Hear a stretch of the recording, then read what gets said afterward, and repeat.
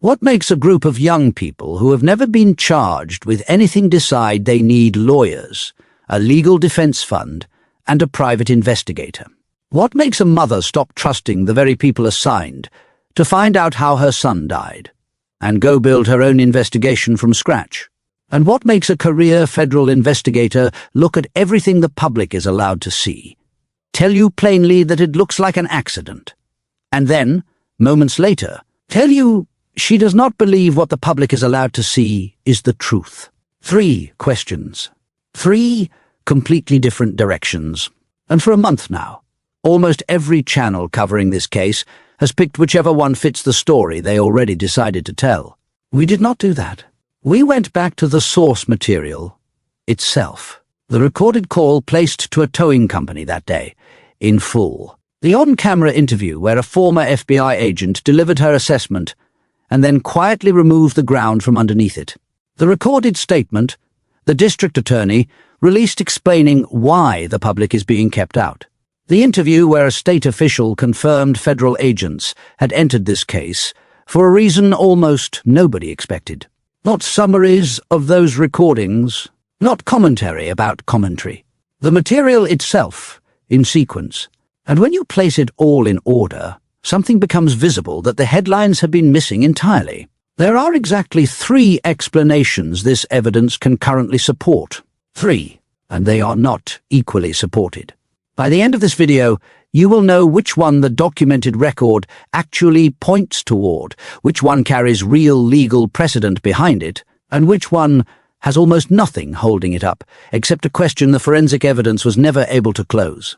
If you want the version of this case that holds together when somebody asks a hard question, subscribe to True Crime Victims and hit that like button right now. It puts documented reporting in front of people who are tired of guessing. Let us begin where the trust broke. A park ranger located his body on the morning of July 6th, in the water just off the northwestern tip of the island. That same day, the sheriff's office stated publicly that no foul play was suspected, and that single sentence produced more anger online than anything else in the case. WLBT, CNN. Attorney Ben Crump has described the family's experience of that moment in specific terms. He said the only thing they heard was suggested at the very beginning, seemingly before any forensics had been completed, and before any of the witnesses on the boat had been interviewed. And what was suggested was that there was no foul play, and that this was an accidental drowning. NBC, Chicago. His mother put it more simply. She said she absolutely respects law enforcement, but that the accidental drowning conclusion made both her and his father uncomfortable, and she asked why anyone would rush to it. What the family wanted, she said, was transparency. His father added that they had always taught their son that if he went somewhere with a group, he stayed with the group. ABC News. ABC News. That is the origin point of everything that followed. Not the death itself, the speed of the explanation. Now to the analyst whose contradiction most people never heard in full. Jennifer Coffindaffer is a former FBI agent providing case analysis for News Nation. She examined the surveillance footage, the documented witness accounts, the Coast Guard communications, and the riptide conditions surrounding the island, and she reached a conclusion. When you add all of it together, what can be seen publicly appears to be an accident. Yahoo! That is a credentialed assessment from someone who spent years doing this work. It deserves weight, but she did not leave it there. She went on to say that she doubts what is currently known will come back as the truth, warning that more details could still emerge. Yahoo! Sit with both halves of that for a moment, because most coverage kept one and threw away the other. She was not reversing herself. She was defining the edge of her own certainty. The visible evidence leans one way. The visible evidence is not the complete evidence. Both of those things are true at the same time, and refusing to force one to cancel the other is the only honest way to hold this case. What makes her reading heavier than the volume of noise around it is not the badge she used to carry. It is what she refused to do. She did not build a theory from a single audio clip. She did not stake a conclusion on one disputed account. She applied pattern recognition earned across years of real casework, and that pattern says something uncomfortable but consistent. Investigations involving many young witnesses, a crowded scene, and weeks of shifting public statements almost never end up simpler than the public believes they are at this stage. So where does the investigation actually stand? Several widely repeated claims about it are wrong. Roughly 60 witnesses have been interviewed, and the 3 friends who travelled on the boat were interviewed in depth. 60 is a meaningful number. 60 means investigators reached outward, to other boaters, to strangers, to anyone who might have seen anything, rather than circling the same small group repeatedly. CNN. The federal role has been widely misdescribed. The sheriff confirmed the FBI is helping examine digital evidence gathered in the case. Separately, the state's public safety commissioner confirmed on a Mississippi Public Broadcasting podcast that federal agents joined the investigation into threats directed at potential witnesses, at public officials, and at the family, and he said that making those threats is itself a criminal act that would be taken very seriously. He attributed much of that hostility to false information circulating online. CNN +2. The Jackson County Sheriff's Department has remained the lead agency throughout. CNN. And the grand jury referral, which many people have read as a signal of imminent charges, is nothing of the kind. The district attorney's office stated that convening a grand jury does not mean there is any criminality, and that it is standard procedure for most unnatural or suspicious deaths in that county. The district attorney said in a recorded statement that every death in the county, except natural causes and non-criminal car wrecks, is presented to a grand jury, and that her office has handled death investigations this way for her entire career. She has also confirmed the evidence stays out of public view until the grand jury reviews it first, which prosecutors say protects the integrity of the process. ABC News +2.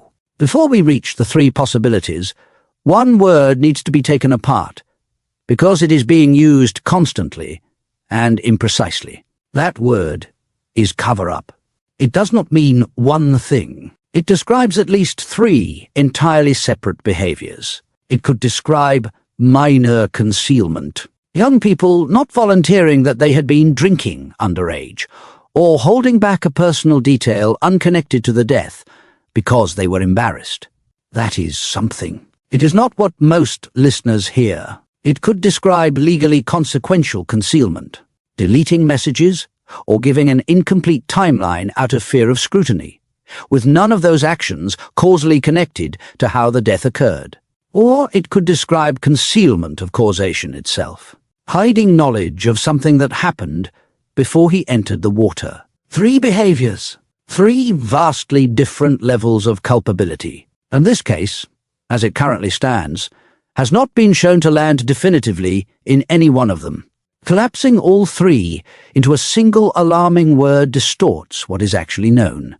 And in this case, that distortion has already produced federal charges against people who took it too far. Now, the 3 possibilities themselves, ordered by how well the documented evidence supports them. The first, and statistically the most common shape for a case like this, is an accident with nothing hidden afterward. The coroner's office has received numerous drowning victims from Mississippi's barrier islands across the years. Real drowning is quiet. The body prioritizes the mechanical effort of breathing above calling out or waving. From even a short distance, on a crowded shoreline where nobody is assigned to watch anybody, it can look like nothing at all until the window to intervene has closed. CN. The second is the one Coffindaffer's hedge appears to gesture toward. Under this version, the death remains an accident, but something happened afterward. Panic, fear of consequences, an incomplete account given to investigators. This is not a scenario invented for this video. In Texas this year, after the Dallas County Medical Examiner ruled 18-year-old Daniel Irving's death an accidental drowning, 2 young men were charged with tampering with physical evidence. a third-degree felony.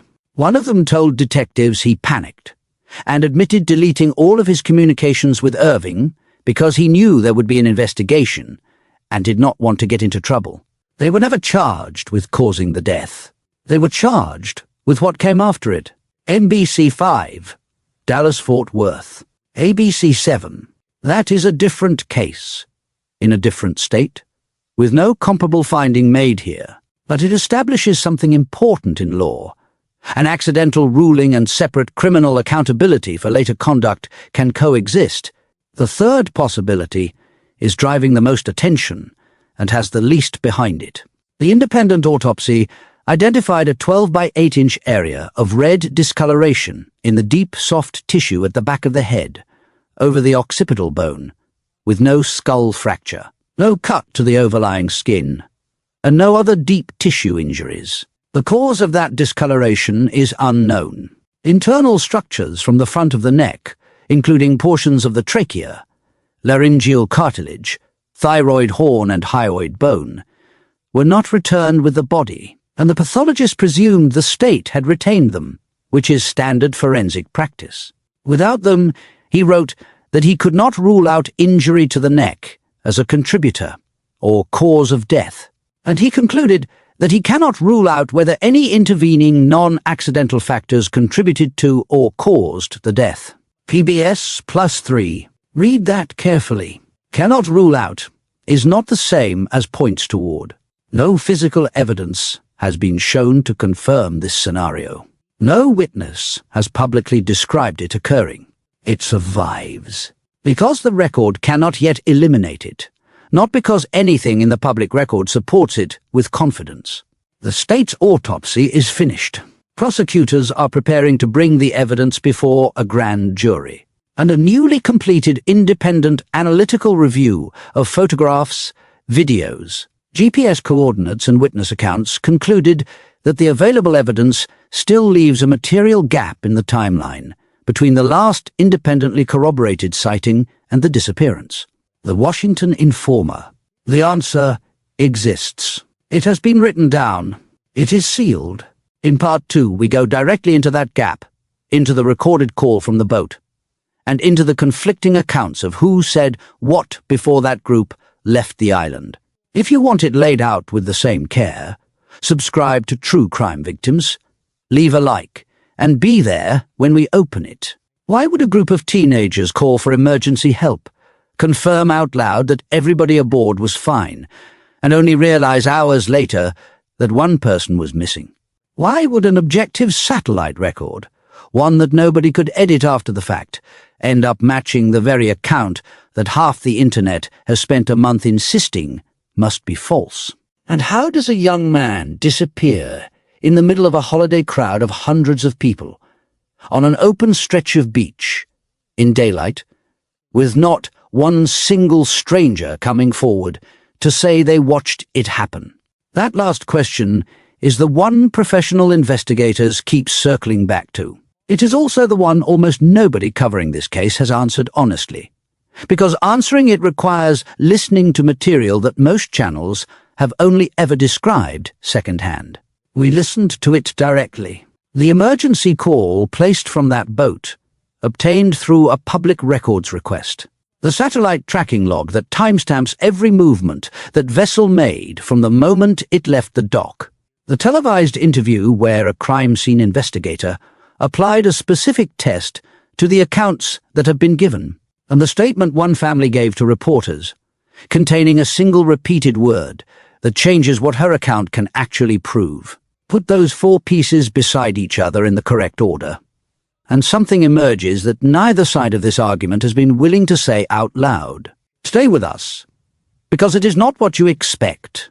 If you want a channel that goes to the primary material, instead of recycling other people's guesses, subscribe to True Crime Victims, and hit the like button now. It genuinely determines whether reporting like this reaches anybody at all.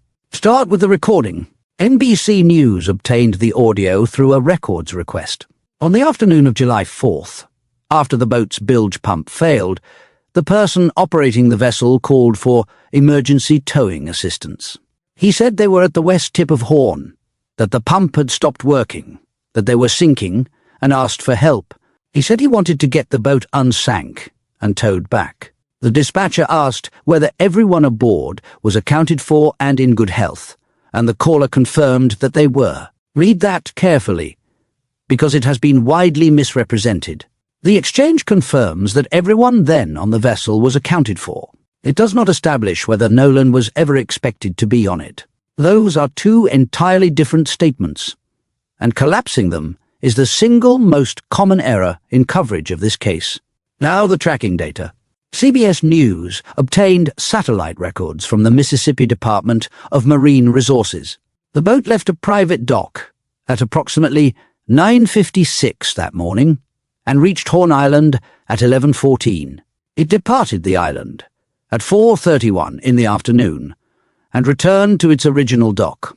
It traveled into Fort Bayou around 5:52, came back to the dock at 6:06, went to the Fort Bayou boat launch at 7:19 that evening, and was then taken out of the water and moved overland to the owner's residence in Biloxi. That log shows the vessel did not leave until roughly 4:30, about 30 minutes after the dispatch call reported it taking on water, which lines up with the account given by Judge Ashley Cole, whose son Warren was among the group, describing a bilge pump problem and a departure around 4:30. Cole wrote on social media that her son last saw Nolan around 3 o'clock. Attorney Ben Crump's office places the last sighting on the island at 3 as well. Here is why that matters more than any theory circulating online. Crime scene investigator Cheryl McCollum, speaking on News Nation, proposed a test that requires no judgment about anybody's character. The group had already given their account to family members and to investigators before the tracking records became public. So the question is simply whether the human account and the machine record agree. As she put it, if their story does not match completely with what that boat did, they are going to have a problem. That test has now been partly run in public, and the timeline holds. The pump failure is documented. The call is documented. The departure hour is documented. The 3 o'clock separation is documented. So the objective record aligns with the disputed account, and the central mystery of this case survives anyway. That is the finding almost nobody wanted, because none of it touches the interval that actually matters. McCollum said there were hundreds of people out there, that the video and photographs show it, and that how somebody did not see him is pretty shocking to her, especially if he left one group that knows him to go with another group that clearly knows him. She noted investigators are still combing through footage recorded by strangers who happened to be on the island that day. Between 3 o'clock and the moment he entered the water, no verified independent account establishes what Nolan was doing. Not the witnesses, not the surveillance material reviewed so far, nothing in the public record. Every disputed element in this case lives inside that unaccounted stretch. And this is where a single word deserves scrutiny. Gracie McCormack, sister of 19-year-old Katie McCormack, told the Daily Mail that Katie had a conversation and assumed Nolan was getting ready to get on the boat he came out on, and that Katie assumed the friends telling him to get on the boat would not have left him.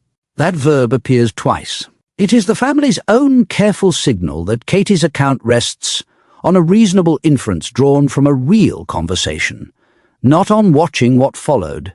Gracie also said Katie was on the island with a different group of friends and later left with her brother and his fiancée, and that the family has fully cooperated with investigators and with Nolan's family. So Katie was not present for whatever came next. Her account can establish what was said. It cannot establish what was done.